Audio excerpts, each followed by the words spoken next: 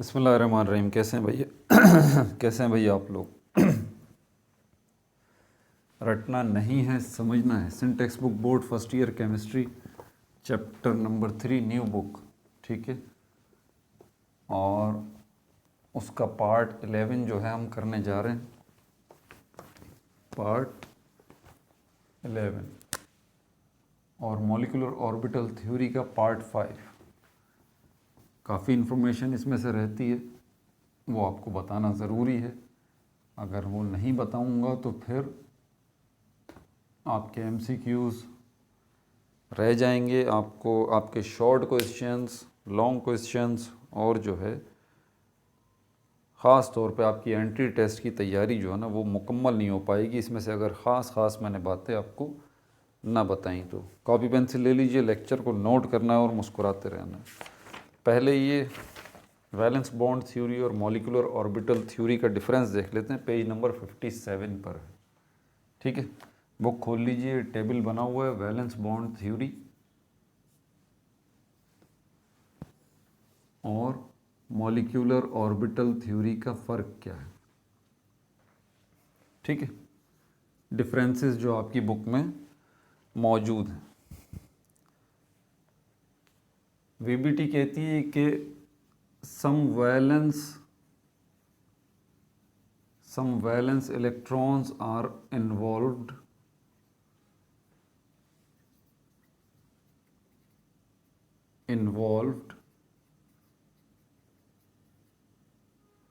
in chemical bonding। ठीक है भाई, वैलेंस बॉन्ड थ्योरी VBT क्या कहती है कि कुछ वैलेंस इलेक्ट्रॉन्स हैं, जैसे कि अभी तक हम भी सुनते हुए यही आए हैं।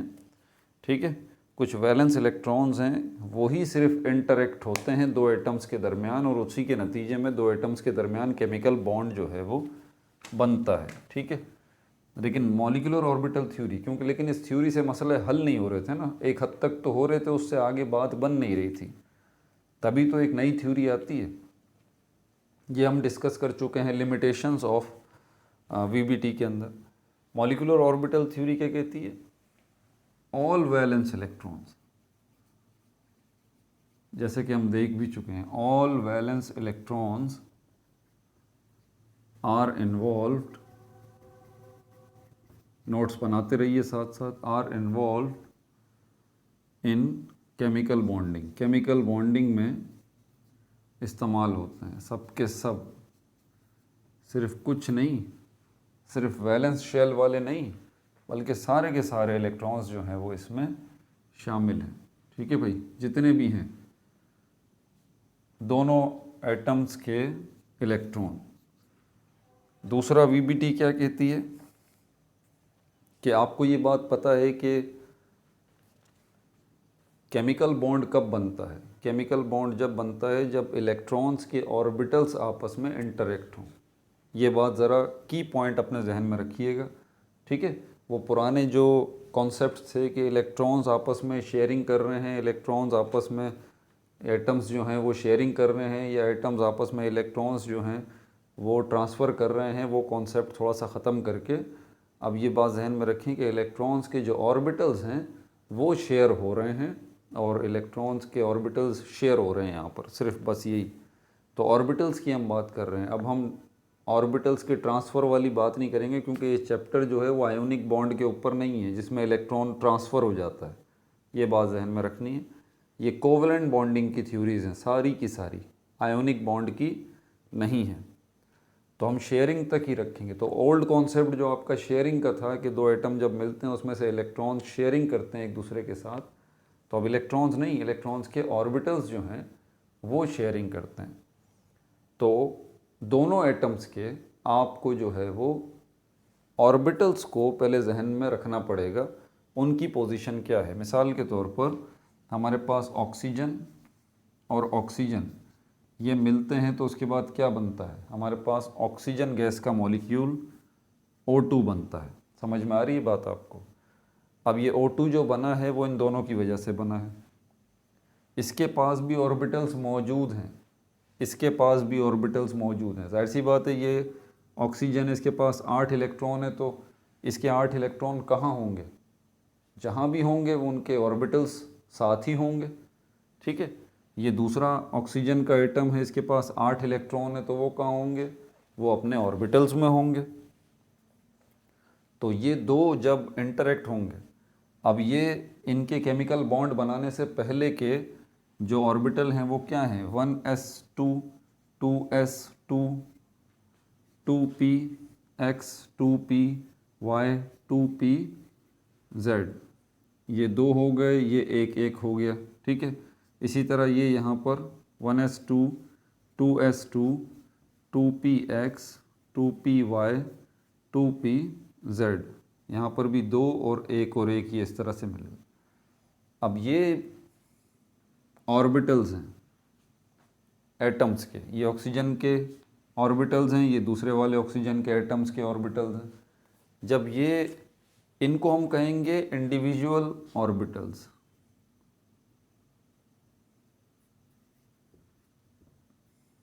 इंडिविजुअल ऑर्बिटल्स यानी कि ऐसे ऑर्बिटल्स जो कि अकेले हैं, इंडिविजुअल ऑर्बिटल्स, नोट्स में डाल लीजिए। अब जब ये ऑर्बिटल्स मिल लेंगे और बॉन्ड बनेगा तो फिर हम कहेंगे, जब ये मिल जाएंगे और ये O2 बन जाएगा, ठीक है, ये वाला ऑर्बिटल जो है वो 1s ऑर्बिटल 1s ऑर्बिटल से मिलेगा, 2s ऑर्बिटल 2s ऑर्बिटल से मिलेगा। तो इनके मिलने से फिर क्या होगा, 1s ऑर्बिटल 1s ऑर्बिटल से मिलेगा, तो इसके अंदर जो है वो 1s2, और ये सारी तफसीलात मैं बता चुका हूँ पिछली वीडियो में कि किस तरह से अब इसके अंदर जो ऑर्बिटल्स बनेंगे वो इस तरह से बनेंगे, sigma 1s2 sigma anti bonding 1s2, ठीक है, इस तरह से बनेंगे, ये तफसील में बता चुका हूँ। अब जो है ये दो जब मिले हैं, ध्यान से मेरी बात सुनिएगा, ये दो जब मिले हैं 1s2 1s2, ये दो इंडिविजुअल ऑर्बिटल जब मिले हैं तो उसके नतीजे में ये दो ऑर्बिटल बने हैं। ये जो है ये एक ऑर्बिटल हैं बॉन्डिंग ऑर्बिटल, क्योंकि ये ऑर्बिटल बने हैं बॉन्ड की वजह से, केमिकल बॉन्ड की वजह से, इनको हम कहेंगे बॉन्डिंग ऑर्बिटल, बॉन्डिंग ऑर्बिटल। तो ज़रा ऑर्बिटल में आप पहले फ़र्क रखिएगा, ठीक है। तो ये 1s जो है ये इंडिविजुअल ऑर्बिटल थे, और जब ये मिले MOT के मुताबिक तो इन्होंने दो जो है वो बॉन्डिंग ऑर्बिटल बनाए, ठीक है। इनमें से एक जो बॉन्डिंग ऑर्बिटल है, एक जो बॉन्डिंग ऑर्बिटल है वो कौन सा है, बॉन्डिंग मॉलिक्यूलर ऑर्बिटल, ये वाला, और दूसरा जो है वो है एंटी बॉन्डिंग मॉलिक्यूलर ऑर्बिटल, जिसके ऊपर स्टार मैंने बना दिया, और वो कौन सा है, वो ये वाला है। क्लियर हो गई बात आपको। तो ये दो जो ऑर्बिटल हैं ये दोनों बॉन्डिंग ऑर्बिटल हैं। ये जो दो ऑर्बिटल हैं 1s और 1s, इन दोनों ऑक्सीजन के एटम के मिलने से पहले के ऑर्बिटल इनके, ये इंडिविजुअल ऑर्बिटल हैं। इनके मिलने के बाद ये दोनों बॉन्डिंग ऑर्बिटल हैं, जिसमें से एक बॉन्डिंग मॉलिक्यूलर ऑर्बिटल है ये वाला, दूसरा एंटी बॉन्डिंग मॉलिक्यूलर ऑर्बिटल है ये वाला। अब ज़रा मेरी बात समझिएगा, अब ये आपने समझ लिया। अब वैलेंस बॉन्ड थ्योरी के अंदर क्या है, वैलेंस बॉन्ड थ्योरी के अंदर भी आपको यही बताया जा रहा है कि ये इंडिविजुअल ऑर्बिटल्स हैं, ठीक है, और इन इंडिविजुअल ऑर्बिटल्स के मिलने से कौन से ऑर्बिटल बन रहे हैं, बॉन्डिंग ऑर्बिटल बन रहे हैं। लेकिन फ़र्क क्या है VBT के अंदर, VBT इनको इन्वॉल्व नहीं कर रही। ये जो 1s है इनको, इनके इलेक्ट्रॉन्स को इन्वॉल्व नहीं कर रही, वो नहीं बोल रही कि उसके मुताबिक ये 1s और 1s कोई बॉन्ड नहीं बना रहे, मतलब ये दोनों मिलके, ये इंडिविजुअल ऑर्बिटल मिलके कोई भी बॉन्डिंग ऑर्बिटल नहीं बना रहे। ना ये 2s वाले मिलके कोई बॉन्डिंग ऑर्बिटल बना रहे हैं, ना ये px जो है मिलके कोई बॉन्डिंग ऑर्बिटल बना रहे हैं। VBT कहती है बस सिर्फ ये जो ये वाले हैं, ये वाले हैं, ये मिल रहे हैं इंडिविजुअल ऑर्बिटल्स, और इन्हीं से जो है वो बॉन्डिंग ऑर्बिटल बन रहे हैं, जिससे दोनों एटम आपस में जुड़ रहे हैं, कंबाइन हो रहे हैं। समझ में आ गई बात? लेकिन मॉलिक्यूलर ऑर्बिटल थ्योरी जो है वो कहती है कि नहीं बाबा, सिर्फ ये वाले नहीं बल्कि ये सारे ऑर्बिटल जो है वो मिल रहे हैं और सब जो है वो बॉन्डिंग ऑर्बिटल बना रहे हैं। ये बात जहन में रखिए। तो इन्हीं को लेके जो है वो वैलेंस बॉन्ड थ्योरी ये कहती है कि एटॉमिक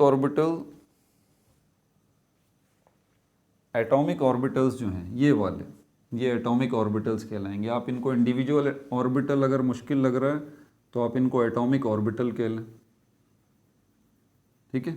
एटॉमिक ऑर्बिटल ये ज़्यादा बेहतर है, atomic orbital.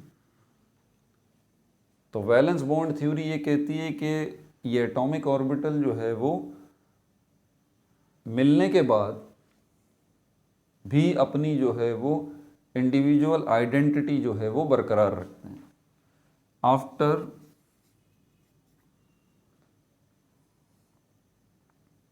Making bond,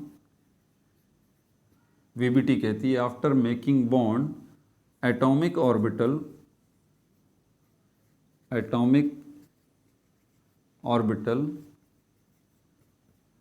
keeps their individual identity,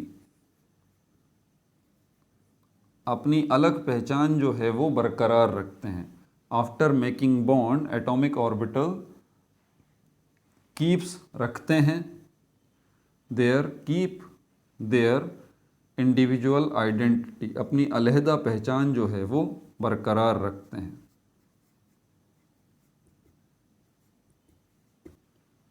ठीक हो गई बात? लेकिन एमओटी क्या कहती है? एमओटी ये कहती है कि नहीं भाई, एटॉमिक ऑर्बिटल जो है वो अपना वजूद खो देते हैं। एटॉमिक ऑर्बिटल जो है वो अपनी इंडिविजुअल आइडेंटिटी बरकरार नहीं रखते। उसकी वजह क्योंकि एटॉमिक ऑर्बिटल जो है वो जब आपस में मिलते हैं, एटॉमिक ऑर्बिटल जब आपस में मिलते हैं तो दो नए जो है वो ऑर्बिटल बनते हैं, जिनको हम बॉन्डिंग मॉलिक्यूलर ऑर्बिटल कहते हैं, और वो डिफरेंट होते हैं एटॉमिक ऑर्बिटल्स से। ठीक है भाई? तो एटॉमिक ऑर्बिटल और बॉन्डिंग मॉलिक्यूलर ऑर्बिटल में फ़र्क रखिएगा, ठीक है, नोट कर लें। तो एमओटी क्या कहती है? एमओटी कहती है कि एटॉमिक ऑर्बिटल्स लॉसेस खो देते हैं, losses their individual identity after making chemical bond, after making chemical bond. ठीक है भाई? तीसरे पॉइंट की तरफ आ जाते हैं। तीसरा पॉइंट आपके टेबल का जो है वो क्या कह रहा है? ये no idea does not give, VBT जो है वो does not give any idea about bond order, about bond order. आपको पता है बॉन्ड ऑर्डर के ऊपर मैं वीडियो बना चुका हूँ, तफसील से मैंने आपको बता दिया है। मतलब सिंगल कोवलेंट बॉन्ड बन रहा है यहाँ पे, डबल कोवलेंट बॉन्ड बन रहा है या ट्रिपल कोवलेंट बॉन्ड बन रहा है, वीबीटी आपको ऐसा कुछ भी नहीं बताती, ठीक है, जिसको दूसरे लफ्ज़ों में बॉन्ड ऑर्डर कहते हैं। लेकिन एमओटी जो है वो गिव्स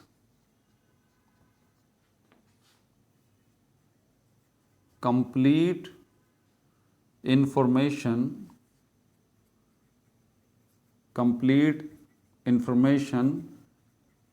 about bond order, ये मैंने आपको निकाल के भी दिखाया था, इसकी प्रैक्टिस भी करवाई थी, इसका फॉर्मूला भी बताया था जो एमओटी ने हमें बताया है। ठीक है? चौथा और आखिरी point VBT paramagnetic behaviour of molecules.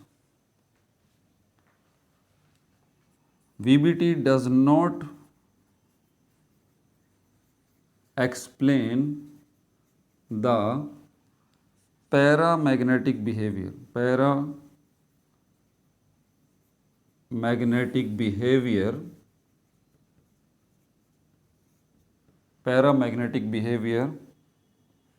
of molecules such as, जैसे कि ऑक्सीजन का पैरामैग्नेटिक बिहेवियर है। मैग्नेट के सामने अगर ऑक्सीजन के मॉलिक्यूल को रखें तो ऑक्सीजन का मॉलिक्यूल उसकी तरफ अट्रैक्ट होता है, ठीक है। तो ये जो है VBT ने इसके हवाले से कोई बात नहीं की, और यही इसकी लिमिटेशन में भी एक बात आती है। लेकिन इसका अगर हम देखें कि MOT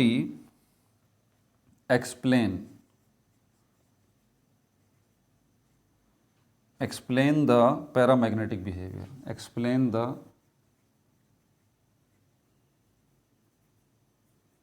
paramagnetic and diamagnetic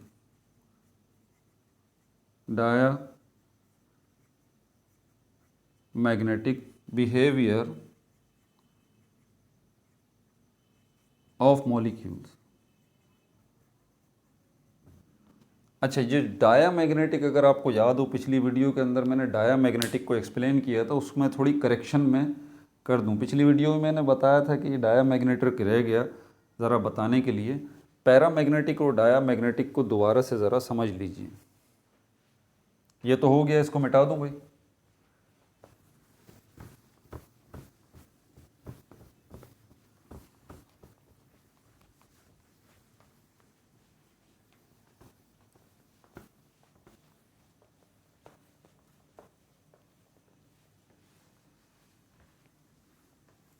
अगर मॉलिक्यूल को किसी मैग्नेट के सामने रखा जाए और वो मॉलिक्यूल जो है वो मैग्नेट की तरफ खिंचा चला जाए, जैसे कि एक आयरन का पीस जो है वो एक मैग्नेट की तरफ खिंचा चला जाता है, ठीक है, तो आप उस मॉलिक्यूल को कहेंगे कि ये पैरामैग्नेटिक है, पैरामैग्नेटिक मॉलिक्यूल है।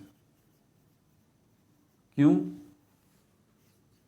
लाइक जैसे ऑक्सीजन का मॉलिक्यूल है, because oxygen attracts toward magnet की तरफ अट्रैक्ट होता है ऑक्सीजन का मॉलिक्यूल। दूसरा है हमारे पास डायामैग्नेटिक। मैंने इसका बताया था अगर मैग्नेट की तरफ अट्रैक्ट ना हो तो ये एक ऐसा केस है जिसमें अगर आप देखें ये मार्कर है, इसको मैग्नेट के पास रखूँगा तो नज़दीक करता रहूँगा, लेकिन ये खुद से उछल के मैग्नेट की तरफ नहीं जाएगा। ये तो एक केस है।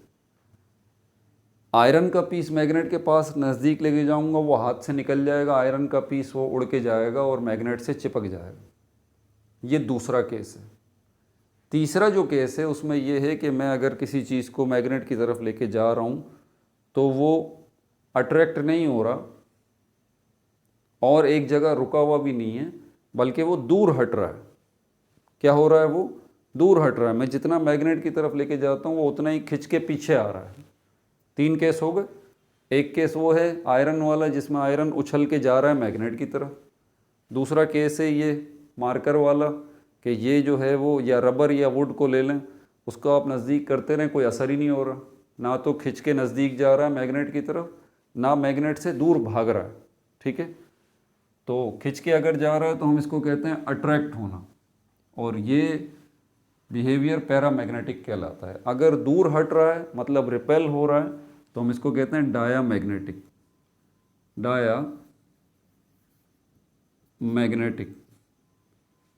मॉलिक्यूल।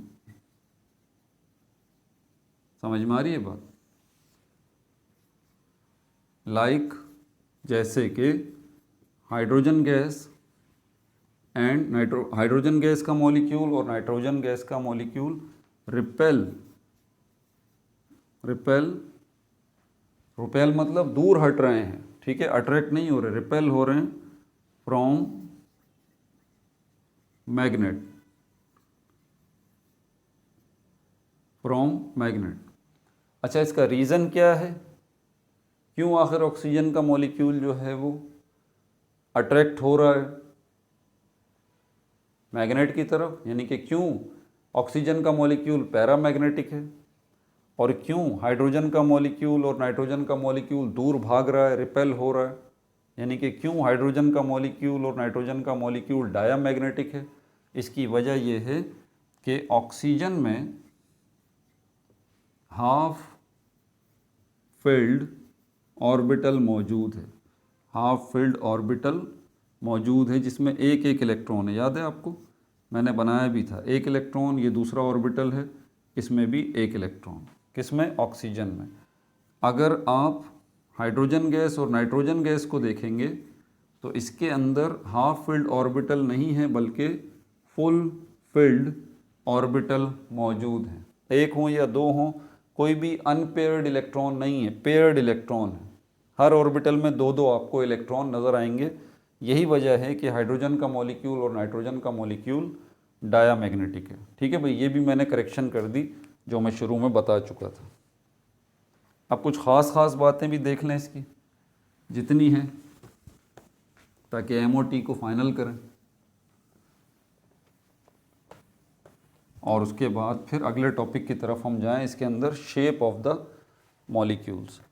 अगर आप अब आ जाएं अपनी बुक के page number, molecular orbital theory के पॉइंट्स लिखे हुए हैं खास मॉलिक्यूलर ऑर्बिटल थ्योरी के पॉइंट पेज नंबर 54 पे लिखे हुए हैं और पेज नंबर 55 पे लिखा हुआ है characteristic of bonding and anti bonding molecular orbital. बस इसमें जो खास बातें हैं वो मैं आपको बता दूं। पहले तो molecular orbital theory MOT, main points,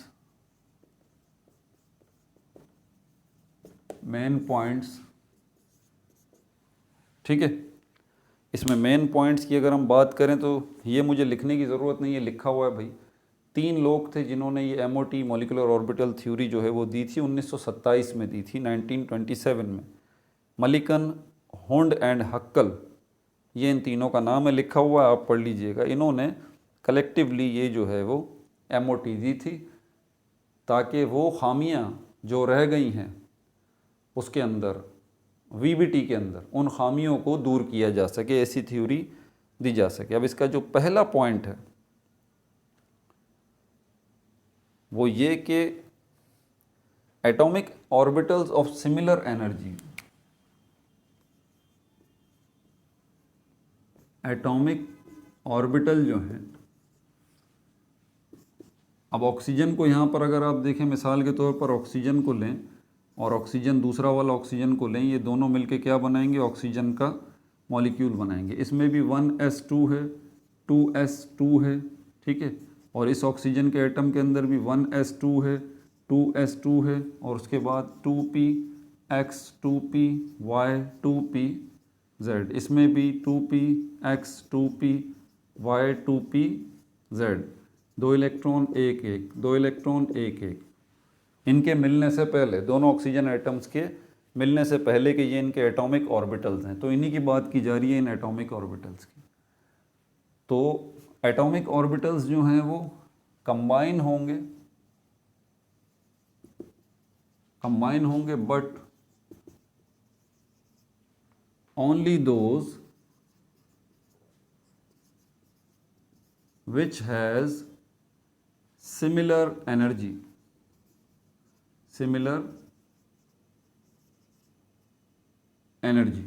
अब सिमिलर एनर्जी वाले कौन से होंगे ये देख लें। इस ऑक्सीजन एटम का 1s वाला है और दूसरे ऑक्सीजन एटम का 1s वाला है, इन दोनों की सिमिलर एनर्जी है, इसलिए ये कंबाइन होंगे, ठीक है। ये 1s वाला 2s वाले के साथ कंबाइन नहीं होगा, नहीं, इसकी एनर्जी अलग है, इसकी एनर्जी अलग है। इसी तरह ये दोनों एटॉमिक ऑर्बिटल कंबाइन होंगे, ये दोनों कंबाइन होंगे, ये दोनों कंबाइन होंगे, ये दोनों कंबाइन होंगे। तो एटॉमिक ऑर्बिटल कंबाइन होंगे but only those which has similar energy. दूसरा पॉइंट, तो उसमें जितने पॉइंट लिखे हुए हैं ना बुक के अंदर, 4 5 6 हो सकता है मेरे उससे ज़्यादा हो जाए, क्योंकि मैं थोड़ा सा अपनी तरफ से भी यहाँ आपको बता रहा हूँ, अपनी वर्डिंग के अंदर भी बता रहा हूँ।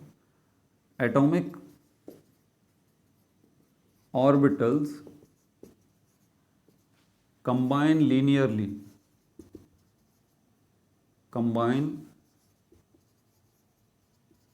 linearly, means centered, center to center, centre to centre, linear का ये मतलब है, यानी कि दो ऑर्बिटल्स हैं तो ऐसा नहीं है कि एक जो है वो यहाँ से यूँ मिल रहा है या फिर यहाँ से यूँ मिल रहा है, नहीं, इस तरह से मिलेंगे कि इन दोनों के सेंटर जो है वो आमने सामने होंगे, इस तरह से बिल्कुल। तो इसको कहते हैं लीनियरली कंबाइन। तो एटॉमिक ऑर्बिटल्स कंबाइन लीनियरली मतलब सेंटर टू सेंटर। ठीक है भाई, और क्या बात है इसके अंदर? One of them has lower energy and other has higher energy. अच्छा, अब क्या होगा? अब एक और बात सुन लीजिए, जब ये दो ऑर्बिटल्स मिलेंगे, एटॉमिक ऑर्बिटल्स 1s और 1s, और इससे आपको पता है कि दो मज़ीद जो है वो कौन से दो एटॉमिक ऑर्बिटल्स जब ये मिलेंगे 1s2 प्लस 1s2, तो इससे क्या होगा?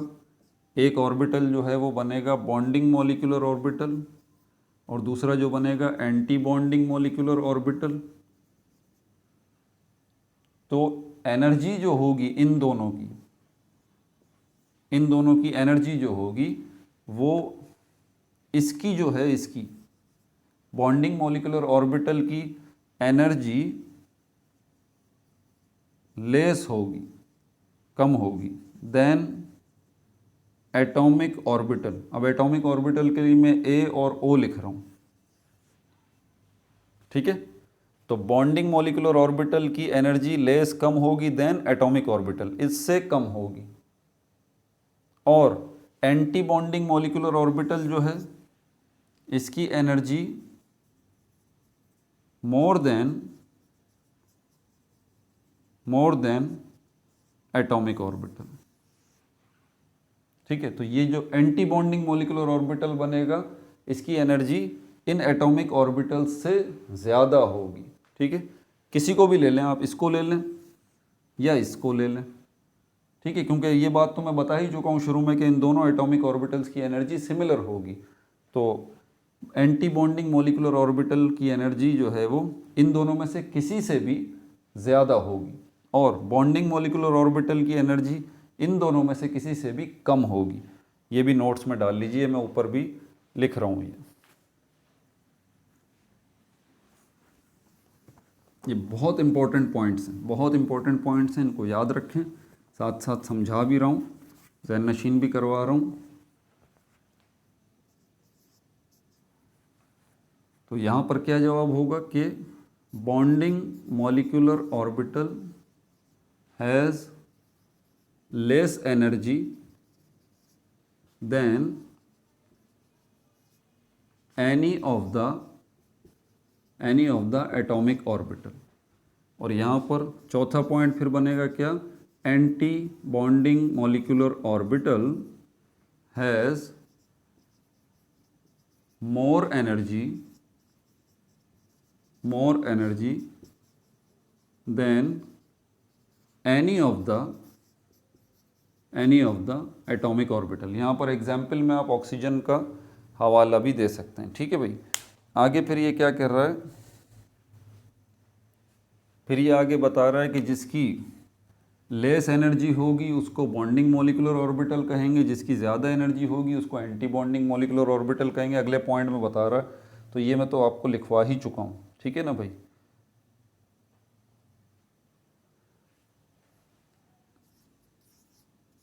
केमिकल बॉन्ड जब भी बनता है ना, ये बात मैंने पहले भी बताई थी, ये बात आप जहन में रखा करें कि दो एटम जब आपस में मिलते हैं और उनके इलेक्ट्रॉन्स अपने ऑर्बिटल्स के साथ मिलते हैं, शेयर होते हैं या ट्रांसफ़र होते हैं, दोनों सूरतों में जब दो एटम आपस में जुड़ जाते हैं, जस्ट लाइक दिस, कि ये ऑक्सीजन का एटम ऑक्सीजन के एटम के साथ जुड़ गया और ऑक्सीजन का मॉलिक्यूल बन गया, तो भले आप किसी अकेले एटम को ले लें, उसके अंदर जो इलेक्ट्रॉन्स हैं उनके ऊपर नेगेटिव चार्ज है और इसमें जो प्रोटॉन है उस पर पॉजिटिव चार्ज है। तो प्रोटॉन्स ही असल में इलेक्ट्रॉन्स को पकड़ के रखते हैं, अपने असर में रखते हैं।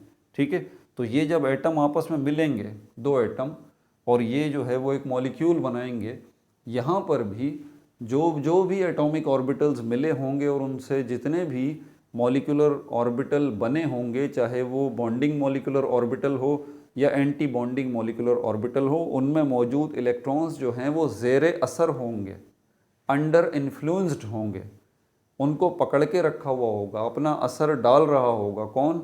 न्यूक्लियस, जिसमें प्रोटॉन मौजूद हैं। ये बात जहन में रखिएगा, ठीक है।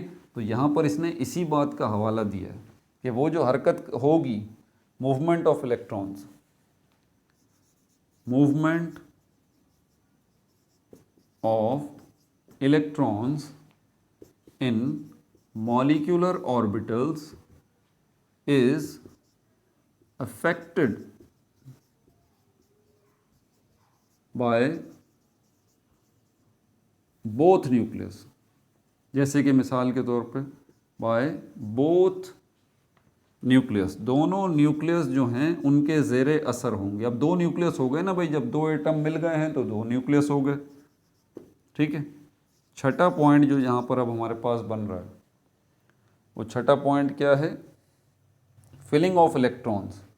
इलेक्ट्रॉन्स जो आप फिल कर रहे हैं ना, इससे पहले हमने इलेक्ट्रॉनिक कॉन्फ़िगरेशन वीबीटी के अंदर भी देखी है, ठीक है। चैप्टर नंबर 2 के अंदर भी हमने इलेक्ट्रॉनिक कॉन्फ़िगरेशन देखी है, ठीक है। उसमें हमने ऑफ बोआ प्रिंसिपल को भी देखा है, विस वेसर रूल भी देखा है, हुंड्स रूल को भी हमने देखा है, ठीक है। इसके अलावा हमने पॉली एक्सक्लूजन प्रिंसिपल को भी देखा है। इन सारी चीज़ों को हमने देखा है, इन सारे रूल्स को हमने डिस्कस किया और इनको सामने रखते हुए हमने कई तरह से इलेक्ट्रॉनिक कॉन्फ़िगरेशन जो है वो की है, मॉडर्न इलेक्ट्रॉनिक कॉन्फ़िगरेशन। तो ये अब ये बता रहा है कि ऐसी बात नहीं है कि वो जो इलेक्ट्रॉनिक कॉन्फ़िगरेशन के कायदे कानून हैं, ऑफ बोआ प्रिंसिपल है, हुंड्स रूल है, ठीक है, पॉली एक्सक्लूजन प्रिंसिपल है, वो सारे फेल हो गए, नहीं, ऐसी बात नहीं है। यहाँ पर ऑर्बिटल्स तो दो दो बनेंगे, इसमें कोई शक नहीं है, बॉन्डिंग मॉलिक्यूलर ऑर्बिटल और एंटी बॉन्डिंग मॉलिक्यूलर ऑर्बिटल। लेकिन इनमें जो इलेक्ट्रॉन्स आप रखेंगे, इलेक्ट्रॉनिक कॉन्फ़िगरेशन तो यही बताती है ना कि how to fill electrons, how to place electrons in orbitals. लेकिन इनमें जो इलेक्ट्रॉन्स रखे जाएंगे इन ऑर्बिटल्स में, इन मॉलिक्यूलर ऑर्बिटल्स में, वो बिल्कुल जो है वो ऑफ बोआ प्रिंसिपल को फॉलो करेंगे, विस वेसर रूल को फॉलो करेंगे, हुंड्स रूल को फॉलो करेंगे और पॉली एक्सक्लूजन प्रिंसिपल को भी फॉलो करेंगे। उन सबको फॉलो करते हुए इलेक्ट्रॉनिक कॉन्फ़िगरेशन होगी। याद रहे, इलेक्ट्रॉनिक कॉन्फ़िगरेशन जो है, ये ख़ास जहन नशीन कर लें अभी के अभी इस बात को।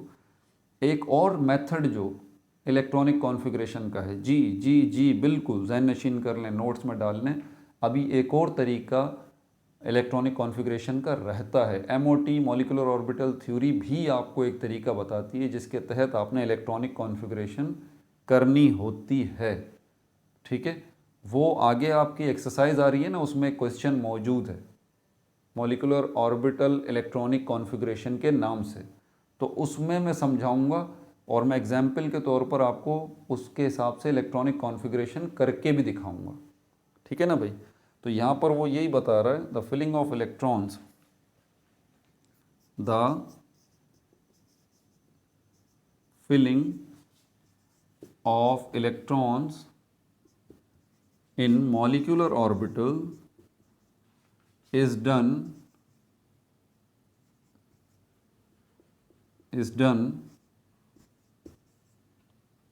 by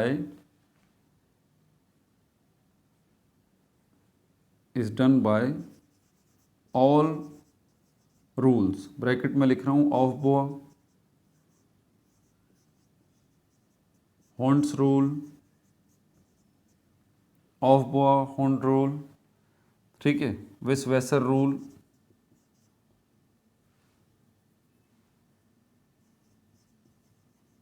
स्पेलिंग गलत हो जाए तो माफ़ कर दीजिएगा, विस वेसर रूल, ठीक है, और पॉली एक्सक्लूजन प्रिंसिपल, इन सब को फॉलो करते हुए जो है वो सारे ये जो है वो इलेक्ट्रॉनिक कॉन्फ़िगरेशन होगी अब भी, जबकि मॉलिक्यूलर ऑर्बिटल्स बन रहे हैं, ठीक है।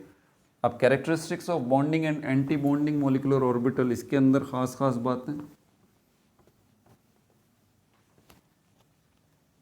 कैरेक्टरिस्टिक्स वाला टॉपिक भी देख लें आप, इसमें जो खास बातें हैं वो भी बता दूं आपको। Characteristics of bonding and anti bonding molecular orbital,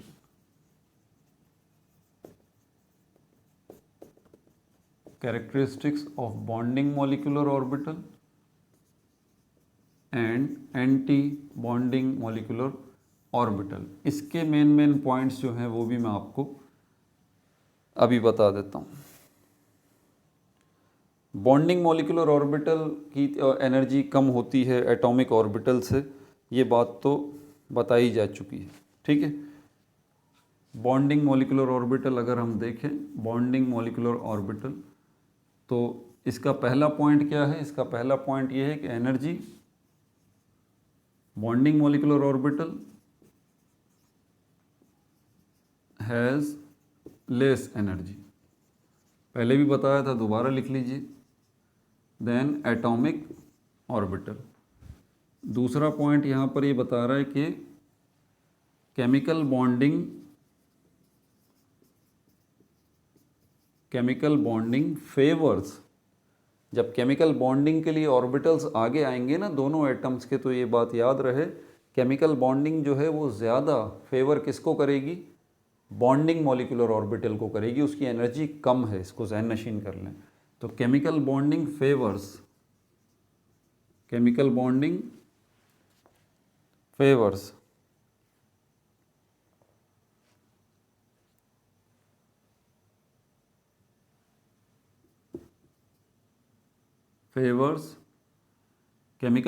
favors electrons in bonding molecular orbital,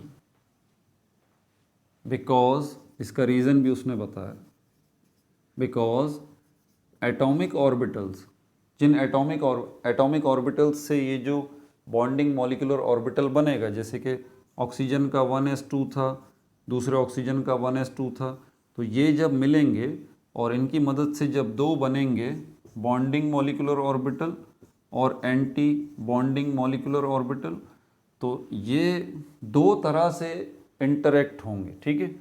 तो chemical bonding favours electrons in bonding molecular orbital because atomic orbitals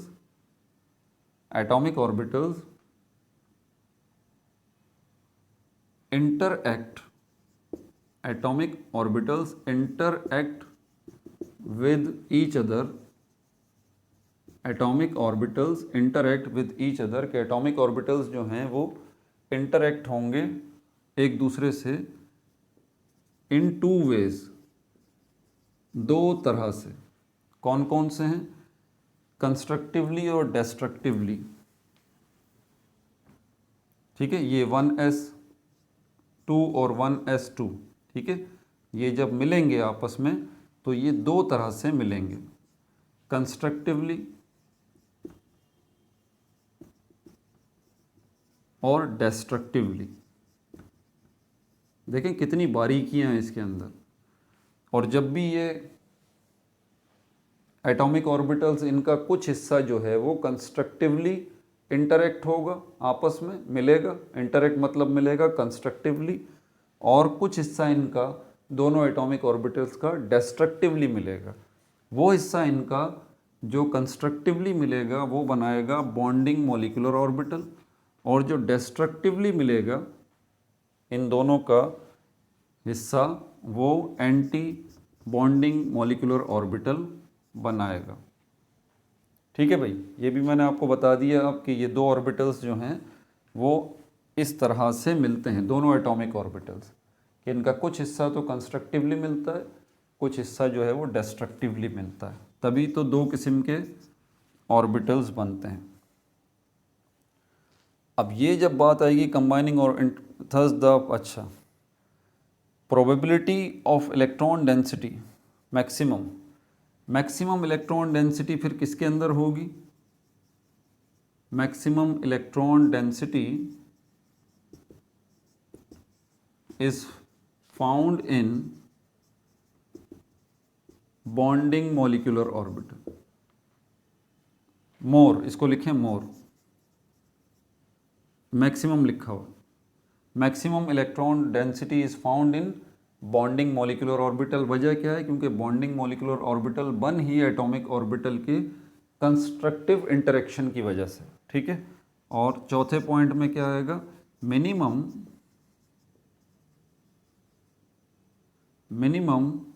electron density, minimum electron density is found in anti bonding molecular orbital. वजह क्या है? क्योंकि atomic anti bonding molecular orbital, वो orbitals की destructive interaction की वजह से वो बनता है। ठीक है भाई।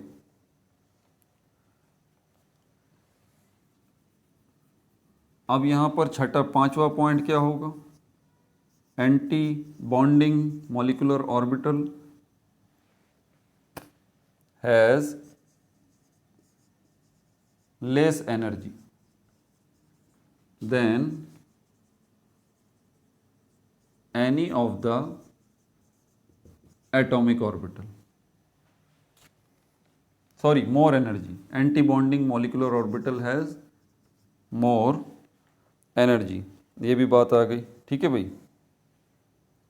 It is produce due to destructive interaction, ये मैं बता चुका हूँ कि ये डेस्ट्रक्टिव इंटरेक्शन की वजह से एंटी बॉन्डिंग मॉलिक्यूलर ऑर्बिटल जो है वो बन रहा है। इलेक्ट्रॉन डेंसिटी जो है, ठीक है, maximum electron minimum electron density is found in anti bonding molecular orbital. यहाँ थोड़ा सा करेक्शन कर लें कि यहाँ पर जो है वो electron density in the region between two nuclei is zero. तो यहाँ पर इलेक्ट्रॉन के लिए मिनिमम नहीं आएगा, zero electron density. Zero electron density is found in anti bonding molecular orbital. ठीक है भाई। बस इतना काफ़ी है मेरे ख्याल में, और बचा भी अब कुछ भी नहीं है। जो कुछ भी था तकरीबन मैंने सब कुछ आपको बता दिया है। अब हम चलेंगे इसके बाद शेप ऑफ मॉलिक्यूल्स की तरफ। अगला हमारा टॉपिक है, इसमें मेन चीज़ जो समझाने वाली है वो ज्योमेट्री है। ठीक है, ज्योमेट्री के ऊपर अगर आपकी अच्छी ग्रिप है, प्लेन क्या होता है, लाइन क्या होती है, ट्राइंगल क्या होता है, ये सब चीज़ें अगर आपको अच्छी ग्रिप है, और मैं बताऊंगा भी साथ साथ, तो इंशाल्लाह आपको बड़ा मज़ा आएगा। क्योंकि अब हम मॉलिक्यूल्स की ज्योमेट्री को देखने जा रहे हैं कि मॉलिक्यूल्स की ज्योमेट्री यानी कि उनकी शेप जो है वो कैसी होती है। क्या मॉलिक्यूल एक डब्बे जैसे बनेंगे, क्या मॉलिक्यूल एक स्क्वायर जैसे बनेंगे, क्या मॉलिक्यूल रेक्टेंगल जैसे बनेंगे, या मॉलिक्यूल जो है वो पिरामिड शेप जैसे बनेंगे या कोन शेप जैसे होंगे। ये सारी चीज़ें अगली वीडियो में डिस्कस करेंगे। पार्ट 12 में MOT का पार्ट 5 फाइनल तमाम हो चुका। अपना बहुत ज़्यादा ख्याल रखिएगा। No like no subscribe, only share.